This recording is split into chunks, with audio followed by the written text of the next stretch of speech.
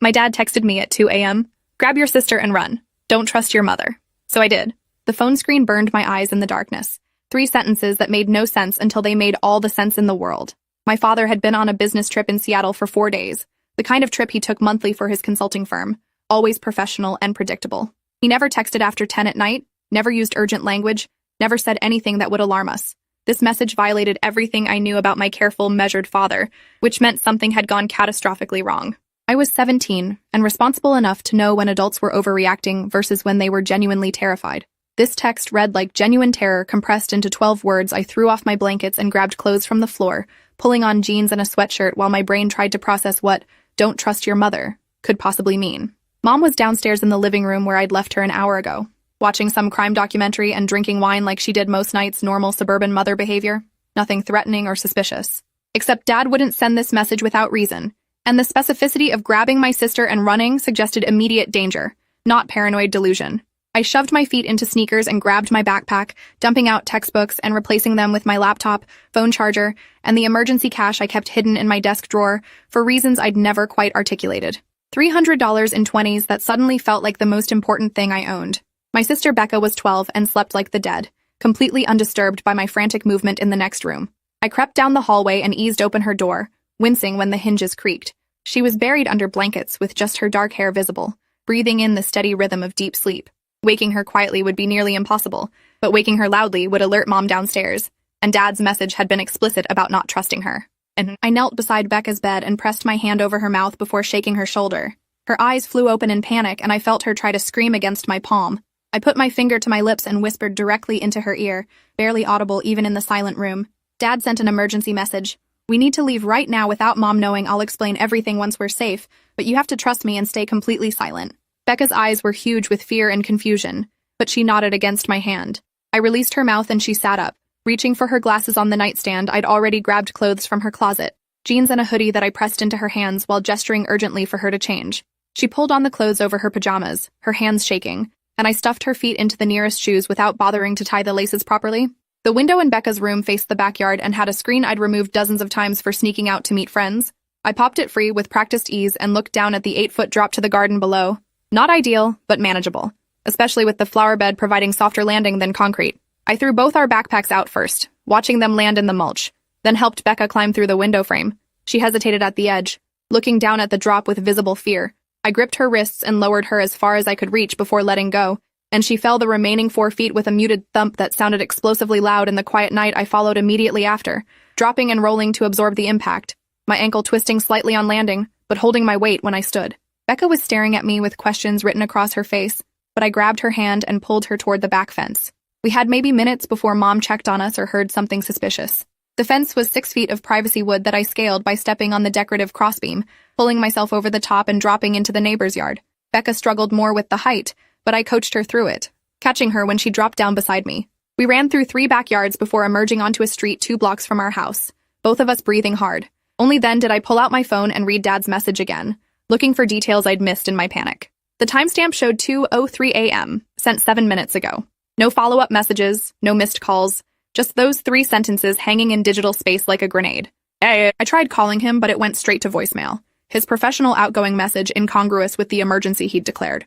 Becca was pulling on my sleeve, demanding explanations I didn't have, her voice rising toward panic. I showed her the text and watched her face go pale even in the dim streetlight. What does he mean, don't trust Mom? What's happening? I don't know yet, but Dad wouldn't say this unless it was serious. We need to get somewhere safe and figure out what's going on. I was trying to sound calm and in control despite having no plan beyond getting away from our house. We were standing on a residential street at 2 in the morning with nowhere to go and no way to contact the one parent who'd warned us to run. My phone buzzed with a new text, this time from Mom. Where are you girls? I heard noises upstairs. The casual tone felt wrong given the circumstances, like she was pretending nothing unusual was happening.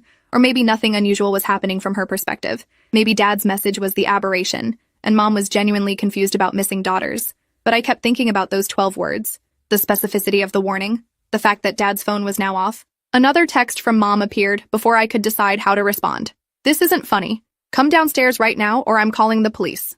The threat landed strangely because what would she tell the police? That her teenage daughters had left the house at night? We weren't missing or kidnapped. We'd left voluntarily based on our father's warning. Unless Mom had reasons to want police involvement, Unless she was trying to force us back under some kind of official authority. Becca was crying quietly, the kind of scared tears that come from being 12 and having your normal life explode at 2 in the morning. I put my arm around her shoulders and kept walking, moving us toward the 24-hour convenience store 3 blocks away. At least there we'd have lights and potential witnesses, some minimal safety while I figured out next steps. My phone kept buzzing with messages from Mom, each one escalating in tone from confused to angry to threatening. The convenience store was nearly empty except for a bored clerk scrolling through his phone behind bulletproof glass. Becca and I huddled in the back corner near the refrigerated drinks, trying to look casual despite being 2 teenage girls alone at 2 a.m. I called Dad again with the same result, straight to voicemail. His phone definitely powered off. I tried texting instead, asking for more information, explaining we'd gotten out but needed to know what was happening. My phone rang and Mom's name appeared on the screen. I stared at it through 3 rings before answering, putting it on speaker so Becca could hear Mom's voice came through tight with barely controlled emotion. Where are you? What's going on? I wake up and both my daughters are gone. Windows open. You're not answering texts. You're scaring me, honey. She sounded genuinely frightened and confused, nothing in her tone suggesting danger or threat, but Dad's message kept echoing in my mind, the urgency and specificity that had sent us running. Dad texted us, I said carefully, watching Becca's face for reactions. He said to leave the house and not trust you. We need to know why he'd say that. The silence on the other end stretched long enough that I thought the call had dropped. Then Mom laughed, this brittle sound that raised every hair on my neck. Your father texted you at 2 in the morning telling you to run away from me? That's insane. He's in Seattle at a conference, probably drunk at some hotel bar. He doesn't know what he's saying. But I'd never seen Dad drunk in my life. He barely drank even at parties. And the message hadn't read drunk. It had read terrified. Why would he specifically say not to trust you? What's he afraid you're going to do? Mom's breathing got faster on the line, and when she spoke again, her voice had changed into something harder. Listen to me very carefully. Your father is having some kind of mental break. He's been acting paranoid for weeks, saying strange things, accusing me of things that aren't true. I didn't want to worry you girls, but he's been seeing a therapist for delusions. Whatever he told you is part of that. You need to come home right now so we can handle this as a family. The explanation sounded reasonable, except for the timing. If Dad had been delusional for weeks, why send the emergency text tonight? Why turn off his phone after sending it if he was just drunk and confused? And why did Mom's voice sound wrong, like she was performing concern rather than feeling it? I looked at Becca and saw my own doubt reflected in her expression. I want to talk to Dad first, I said. I want to hear from him that he's okay, and that the message was a mistake. Then we'll come home. Mom made a frustrated sound, and I heard movement on her end, footsteps and the jingle of car keys. Fine, stay where you are and I'll come get you. We'll call Dad together from the car and sort this out. Where are you exactly? Every instinct I had screamed not to tell her, not to give up our location until I understood what was happening. We're at a friend's house. We'll come home when we've talked to Dad. I hung up before she could respond and immediately powered off my phone, suddenly paranoid about location tracking. Becca did the same without me asking, both of us operating on the same frequency of distrust. The convenience store clerk was watching us now with open suspicion, probably wondering if he should call the police about 2 teenage girls acting sketchy in his store. At 2 a.m. I grabbed 2 bottles of water and paid with cash, trying to look normal and unhurried. We needed to move, but I had no idea where to go. Dad's message had said run, but hadn't specified a destination.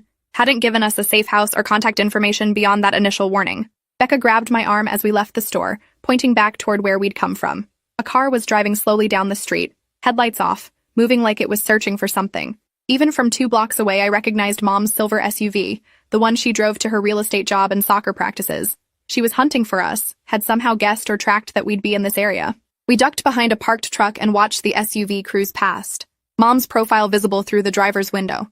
Her face was illuminated by her phone screen, and the expression I saw there wasn't worried mother, it was cold calculation. She turned the corner and we ran in the opposite direction, staying low behind parked cars until we reached the next major intersection. A bus stop shelter provided temporary cover, and I tried to think through our options logically. Dad was unreachable. Mom was actively hunting us, and we had nowhere to go except the homes of friends whose parents would immediately call our mother. We needed an adult who would listen to the full situation before making judgments, someone with authority, but no pre-existing loyalty to Mom. My phone powered back on and immediately started buzzing with messages. Most were from Mom with increasingly frantic tone, but one was from an unknown number. This is Special Agent Victoria Reeves with the FBI. Your father asked me to contact you if anything happened to him. Call this number immediately from a secure line. Do not go home. Do not trust local police. The message was so unexpected, so outside the realm of normal possibility, that I read it 3 times before my brain accepted the words. FBI involvement suggested crimes way beyond family drama. Suggested Dad's warning had been about something bigger than mental breaks or marital problems. Becca read over my shoulder, and her face went even paler. Why would Dad be talking to the FBI? What did Mom do? She was asking the questions I was thinking but couldn't voice. I called the number from the message using the convenience store's payphone, paranoid now about phone tracking. A woman answered on the second ring, her voice professional and alert despite the hour. This is Agent Reeves. Who am I speaking with? This is Zoe Brennan. You sent a message about my father, Kevin Brennan. He texted us tonight telling us to leave our house and not trust our mother. We need to know what's happening. Agent Reeves was quiet for a moment, and I heard keyboard clicking in the background, like she was pulling up files or verifying information. Your father has been cooperating with a federal investigation into financial crimes for the past 3 months. He discovered evidence that your mother is involved in a sophisticated fraud scheme moving money through her real estate business. We've been building a case, but tonight our surveillance team lost contact with your father. His last communication was sending you that text message before his phone went dark. The words landed like physical blows, and I grabbed the payphone cradle to steady myself. Mom wasn't just having marital problems or acting strange. She was a criminal under federal investigation. Dad had been secretly working with the FBI, gathering evidence against his own wife, and something had gone wrong tonight that triggered his emergency warning. Where is he now? Is he safe? Agent Reeves hesitated before answering. We don't know. He was supposed to check in 3 hours ago from his hotel in Seattle, and didn't. His phone location last pinged at the hotel, then went offline.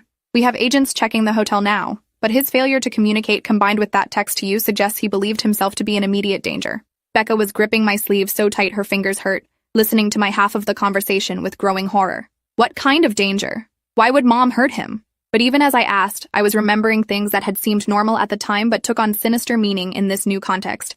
Mom's frequent unexplained absences, her defensive reaction when Dad asked about her business accounts, the way she'd started password protecting everything on her phone and computer. The people your mother is working with are not the kind to leave witnesses if they think their operation is compromised. If they learned your father was cooperating with our investigation, he would become a liability to eliminate. And if they've gotten to him, you and your sister are potential witnesses who know his routines and could identify associates. That's why his message told you to run. The full weight of danger settled over me, and I understood suddenly why Dad had been so specific, so urgent in his middle-of-the-night text. We weren't running from normal family dysfunction. We were running from people who murdered witnesses to financial crimes. What do we do? Where do we go? Agent Reeves gave me an address for an FBI field office 30 miles north. Get there as fast as you can without using credit cards or your phones except for emergency calls. If you see your mother or anyone suspicious, call 911 immediately. I'm dispatching agents to pick you up, but they're 45 minutes out. You need to stay hidden and moving until they arrive. I hung up and relayed everything to Becca, watching her face cycle through disbelief and fear and finally grim acceptance.